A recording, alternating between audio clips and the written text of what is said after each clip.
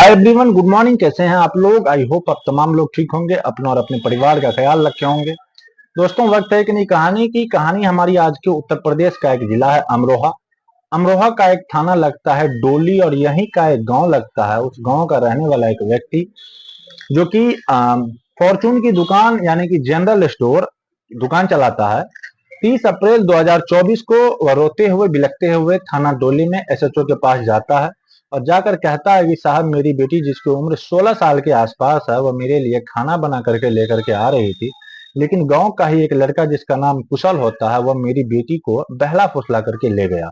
ये कहते हुए वह फबक फबक कर रोना शुरू कर देता है और पुलिस उसकी बात सुनती है। बात सुनने के बाद आईपीसी की धारा 363 के तहत मुकदमा अपराध संख्या 211 में मुकदमा दर्ज कर लेती है। और जब उस लड़की को बरामद करने के लिए पुलिस लगातार कोशिश करने लगती है, चाहे उस लड़के से जुड़े हुए उसके रिश्तेदार हो, दोस्त हो या जो भी व्यक्ति हो, उसके पास तक जाती है, उससे बातचीत करने की कोशिश करती है, साथ ही हिरासत में भी लेती है ताकि उस लड़की को बरामद किया जा सके। लड़की बरामद हो जाएगी, लेकिन 8 मई 2023 तक वो लड़की बरामद नहीं होगी। जिस दिन वो लड़की बरामद हुई, किसी मजिस्ट्रेट के सामने धारा 164 के उसके बयान दर्ज होंगे और जो बयान दर्ज होंगे वो भी बयानों में वो लड़की कहेगी। लड़की ने कहा कि मेरा रेप हुआ है और उसकी रेप की धाराएं जुड़ जाएगी। यदि यह रेप की बात आती है तो पॉक्सो एक्ट भी लग जाएगी और इस तरह की धाराएं जब लगती है तो किसी की भी जिंदगी बर्बाद होने के लिए काफी होती है, क्योंकि इसमें अधिकतम सजा उम्र कैद भी हो सकती है। इसीलिए किसी की भी जिंदगी बर्बाद हो सकती है। दरअसल आज की कहानी जो मैं आपको सुनाने जा रहा हूँ, इस कहानी में हर उस लड़की को सुननी चाहिए जिसको प्यार हो जाता है। हर उस माँ बाप को सुननी चाहिए जिसके घर में बेटी भी है, बेटा भी है। और हर उस पुलिस वाले को सुननी चाहिए, क्योंकि जब इस तरह के मामले आते हैं तो पूरी निष्पक्ष, पूरी ईमानदारी के साथ उसकी कार्रवाई करनी चाहिए। यह कहानी उन डॉक्टरों को भी सुननी चाहिए जब मामला किसी का आता है, किसी लड़की से जुड़ी हुई मामला जब आता है, उसमें डॉक्टर जब अपनी रिपोर्ट बनाता है और आगे क्या होता है, यह कहानी समाज के हर व्यक्ति को सुननी चाहिए। जो बेवजह की धार्मिक के चोले पहनकर, सामाजिक चोले पहनकर जब किसी व्यक्ति को अनचाहा दबाव बनाया है, एक कहानी बनकर शुरू हो जाती है। यह वाकई आज की कहानी किसी को भी झकझोर के लिए, किसी को भी एक संदेश देने के लिए काफी हो सकती है। आज की जो सच्ची घटना मैं आपको सुनाने जा रहा हूँ, ये सच्ची घटना उत्तर प्रदेश का एक जिला है बरेली, और बरेली का ही एक थाना लगता है बारादरी। बात कर रहा हूँ 2 सितंबर 2019 की। मोहल्ला दुर्गा निवासी एक विधवा महिला होती है, वो जो थाना जाती है और थाने जाने के बाद रोते हुए बिलखते हुए एक कहानी बताती है कि साहब, मेरी जो बड़ी बेटी है वो झांसी में रहती है और जिस झांसी में वो काम करती है उसी झांसी का एक अजय उर्फ राघव नाम का भी एक लड़का है, और उसने मेरी बड़ी बेटी को जानता था, तो इसीलिए वो घर भी आता जाता था। अब जिंदगी ठीक ठाक चल रही थी, सब कुछ। 29 अगस्त 2019 को वो विधवा महिला अपनी बड़ी बेटी के साथ किसी काम से गई हुई थी घर पर। उसकी छोटी बेटी जिसकी उम्र लगभग 15 साल के आसपास होती है, वह घर पर अकेली थी। इसी बीच में अजय उर्फ राघव आता है और आने के बाद मेरी बेटी को बहला फुसला कर कहीं ले जाता है। समझ में नहीं आ रहा है वो गया तो गया कहाँ। उसके कमरे पे जाकर के देखा तो वह कमरे में नहीं मिली। जब उसने रोते हुए बिलखते हुए अपने विधवा होने की बात कही, तब जाकर पुलिस पसीज जाती है और पसीजने के बाद मुकदमा दर्ज कर लेती है। मुकदमा अपराध संख्या 1029 और इसकी जो धारा होती है आईपीसी की 363, जो कि अपहरण की धारा लगती है। जब पुलिस ने इस मामले को बड़ी गंभीरता से लिया और गंभीरता से लेने के बाद उस लड़की को किया जिसकी उम्र लगभग 15 साल के आसपास होती है, जबकि लड़का शायद बालिग बताया जाता है। अब उस लड़की और उस लड़की को पुलिस ने ढूंढना शुरू किया। कई दिनों की बड़ी मुशक्कत के बाद जब पुलिस ने इधर उधर चारों तरफ दबाव बनाया, साथ ही उसके दोस्तों से, उसके परिवार से, उनके रिश्तेदार से, जहां जहां तक वह पहुंचती वहां वहां तक पुलिस ने तलाश करना जब शुरू किया, आखिरकार अजय भी और वो 15 साल की लड़की भी पुलिस उसको बरामद कर लेती है।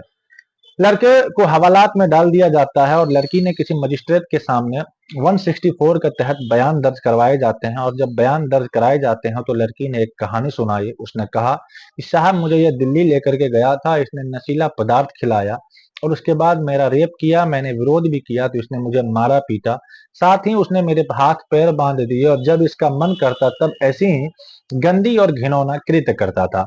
पुलिस ने जब यह कहानी सुनी, कहानी सुनने के बाद जो भी धाराएं बनती थी, उन धाराओं के तहत एफआईआर में जो पहले से ही दर्ज थी उसमें धाराएं ऐड कर ली।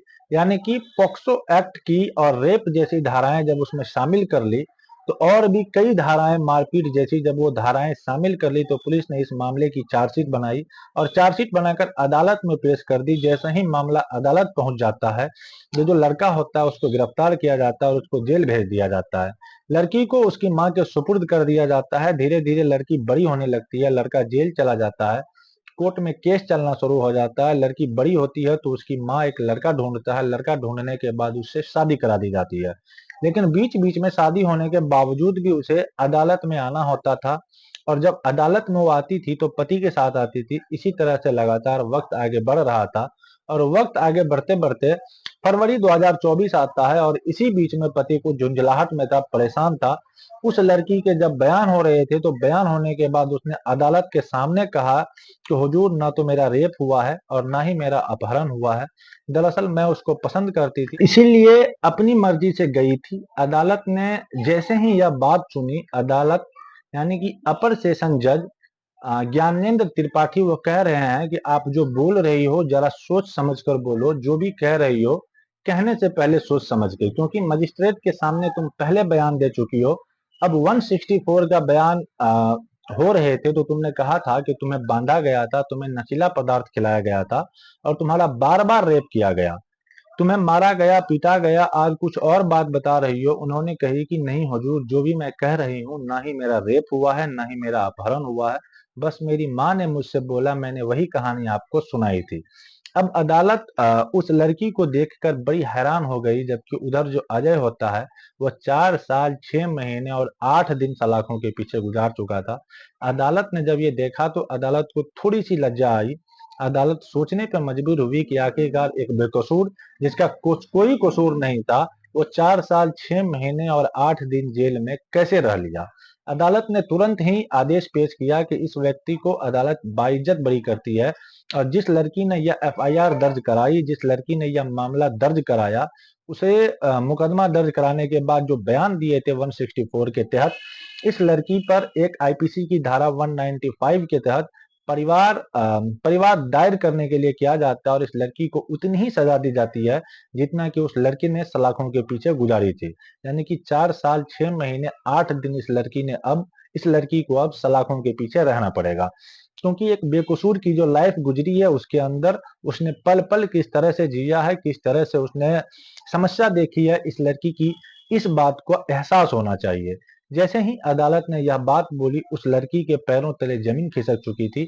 जो उसका पति था, यानी कि जिससे उसकी शादी हो चुकी थी, वो समझ नहीं पा रहा था कि आखिरकार हो क्या गया। लेकिन 1653 दिन अब इस लड़की को सलाखों के पीछे रहना पड़ेगा। अदालत यहाँ पर शांत नहीं होती, बल्कि यह कहती है कि इस लड़की को उस लड़के के लिए जिसको इसने झूठे मुकदमे में फंसाया, जेल भिजवाया, जिसकी लाइफ खराब कर दी, अगर वो बाहर होता, एक सामान्य जिंदगी जी रहा होता, तो शायद 2,88,822 रुपया कमा लेता। वो अपना एक मजदूर की दिहाड़ी के हिसाब से जज ने कहा था।